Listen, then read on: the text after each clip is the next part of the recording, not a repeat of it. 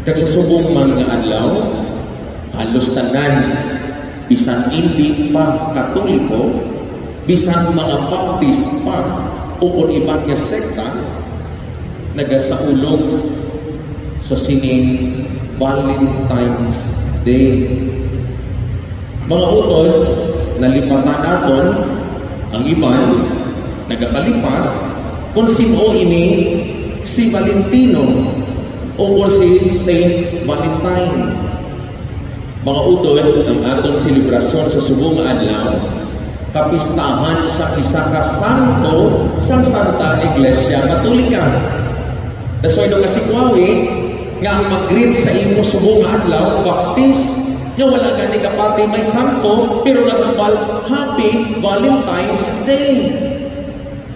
Kaya amin nila, ini nga selebrasyon ng sa pagipusumon, nga kung sa diin ang tanan, nag-selebraman. That's why bisan diin ka magkanto, may napapula. Ang iban may date pa. Ang iban gani galalain git sila. Nga, kaya wala ka batong chocolate, kag flowers. Ang iban nagapurisun na pagbuling sa ilagalay, walang isang solo sorpresa. Ang iba niya, nagasarabot ang iyong, kaya isang abron ang mana o punasawa, may nabatong. Kag may content sa Facebook nga ilong contest sa iban nga nakaselebrar sa Valentine's Day. Mga utol, siguro namin nga balikan ka, kakilala ko kung sino ini ang aton na ginaselebrar. According sa istorya sa Santa Iglesia Katolika, by tradisyon, gikilala na si San Valentino isang hamartir. Bunsing ganon, impatay siya dira sa iya pagpangapin sa pagtubo. Kagkanamo sa mga house, nga nag-istorya, sa iya mabuhin.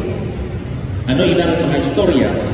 For example, may istorya nga si San Valentino tungkol sa persecution sa Roma, ay taga-Roma siya, taga-Italia, taga-damo ng mga Kristiyano ang ginapamatay, isa siya sang gindakop, kagin-priso.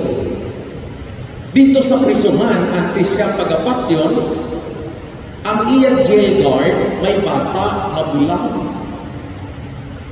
Kag ini na namin pamati kay San Valentino,